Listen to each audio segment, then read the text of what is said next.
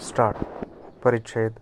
सदर अपिलात बुलढाणा येथील विद्वान सत्र न्यायाधीश यांनी सत्र प्रकरण क्रमांक 10/2017 मध्ये दिलेल्या 7/8/2018 रोजीच्या न्यायनिर्णयाला व आदेशाला आव्हान देण्यात आले आहे, ज्यात विद्वान सत्र न्यायाधीशांनी अपीलकर्त्याला भारतीय दंड संहितेच्या कलम 302 अन्वये दंडनीय गुन्ह्यासाठी दोषी ठरवून आजीव कारावासाची व 20,000 रुपये दंडाची शिक्षा ठोठावली आहे आणि दंड न भरल्यास आणखी 1 वर्षाचा कारावास भोगावा लागेल.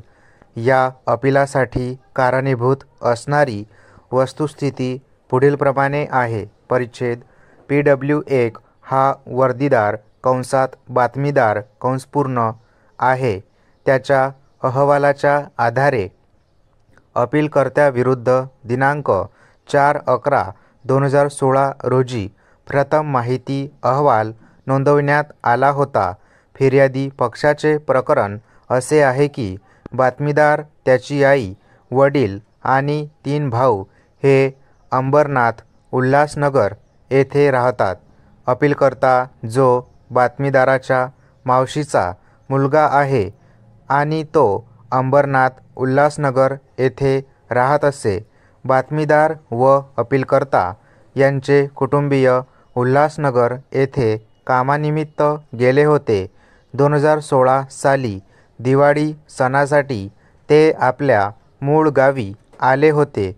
दिनांक 1/11/2016 रोजी भाऊबीजेच्या पूर्वसंध्येला बातमीदाराचे संपूर्ण कुटुंब हे मामा समाधान भाकरे, राहणार सागवान, गायरान यांच्या घरी गेले होते. दिनांक 3/11/2016 रोजी अपीलकर्ता हा सुद्धा समाधान भाकरे यांच्या घरी आला होता.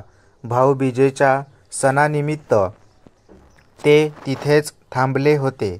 फिर्यादी पक्षाचे प्रकरण असे आहे की बातमीदाराचे वडील म्हणजे मयत बाबूराव खोडे हे अपीलकर्ता आणि साऊ दीपाली यांच्या लग्नाचा समझोता करण्यासाठी मध्यस्थ होते. सन 2014 मध्ये सदर विवाह झाला होता. लग्नानंतर अपीलकर्त्याला आपली पत्नी काही प्रमाणात मतिमंद असल्याचे आढळले. अपीलकर्ता म्हणेल की मृत व्यक्तीने मतिमंद किंवा असंतुलित मुलीशी लग्न लावून दिले असल्याने मृत व्यक्तीने त्याचे आयुष्य उद्ध्वस्त केले आहे.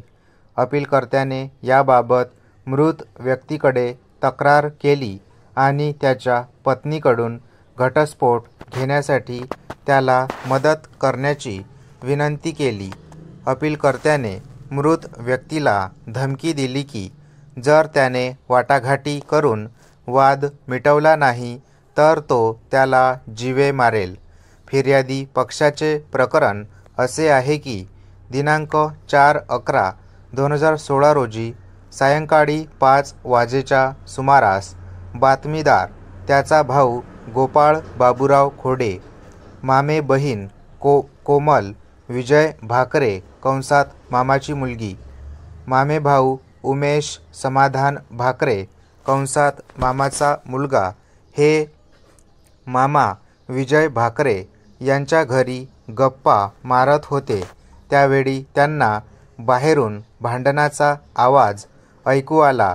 ते घराबाहेर आले आणि त्यांनी पाहिले की अपीलकर्ता त्याच्या वडिलांच्या (मृत व्यक्तीच्या) गळ्यावर आणि हातावर चाकूने वार करीत आहे. परिच्छेद. हे पाहिल्यानंतर त्यांनी आरडाओरडा केला. अपीलकर्ता घटनास्थळावरून पसार झाला. यात मृत व्यक्तीचा जागीच मृत्यू झाला. यानंतर बातमीदाराने पोलीस ठाण्यात जाऊन प्रथम खबरी अहवाल दाखल केला. या तक्रारीवरून बुलढाणा शहर पोलीस ठाण्यात कार्यरत संग्रामसिंग दामोदर पाटील (PW7) यांनी अपीलकर्त्यांविरुद्ध भारतीय दंड संहितेच्या कलम 302 अन्वये गुन्हा क्रमांक 435/2016 हा गुन्हा दाखल केला. त्याने तपास केला. त्याने घटनास्थळी भेट देऊन घटनास्थळाचा पंचनामा केला.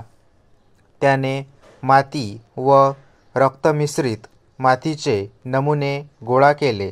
2 पंचांच्या उपस्थितीत त्याने मृतदेहाचा मरणान्वेषण पंचनामा करून सदर मृतदेह शवविच्छेदनासाठी बुलढाणा येथील सर्वोपचार रुग्णालयात पाठविला. त्याने दिनांक 4/11/2016 रोजी आरोपीला अटक केली. अपीलकर्त्याच्या सांगण्यावरून गुन्ह्याचे हत्यार चाकू सापडला. त्याने साक्षीदाराचे जबाब नोंदवले. तपास पूर्ण झाल्यानंतर त्याने अपीलकर्त्यांविरुद्ध दोषारोपपत्र दाखल केले. विद्वान सत्र न्यायाधीश यांनी निशाणी 15 द्वारे आरोपीविरुद्ध दोषारोप निश्चित केले. आरोपीने निर्दोष असल्याचे कबूल केले. आरोपीचा बचाव पूर्णपणे नाकारणारा आणि खोटेपणाने गोवल्याचा आहे. सरकारी पक्षाने 8 साक्षीदार तपासले. विद्वान सत्र न्यायाधीशांनी पुरावा विचारात घेऊन विश्लेषण केल्यावर आरोपीवरील दोषारोप सिद्ध झाल्याचे आढळले. विद्वान सत्र न्यायाधीशांनी वरीलप्रमाणे आरोपी अपीलकर्त्याला दोषी ठरवून शिक्षा सुनावली. या न्यायनिर्णयाने व आदेशाने व्यथित होऊन अपीलकर्ता या न्यायालयासमोर अपील दाखल करत आहे. परिच्छेद आम्ही अपीलकर्त्यासाठी विद्वान वकील श्री R.M. डागा आणि राज्याच्या विद्वान अतिरिक्त सरकारी अभियोक्ता श्रीमती मयुरी देशमुख यांचे म्हणणे ऐकले आहे. आम्ही रेकॉर्ड आणि कार्यवाहीचे अवलोकन केले आहे. अपीलकर्त्याचे विद्वान वकील श्री R.M. डागा यांनी असा युक्तिवाद केला की प्रत्यक्षदर्शी साक्षीदार विशाल बाबूराव खोडे (PW1) आणि गोपाल बाबूराव खोडे (PW3) यांच्या पुराव्यावर विश्वास ठेवता येणार नाही, कारण मृत व्यक्ती व आरोपी घटनास्थळी कसे आले हे त्यांनी सांगितलेले नाही. या साक्षीदारांच्या पुराव्यावरून त्यांनी भांडण ऐकल्याचे दिसून येईल, असा युक्तिवाद त्यांनी केला. स्टॉप.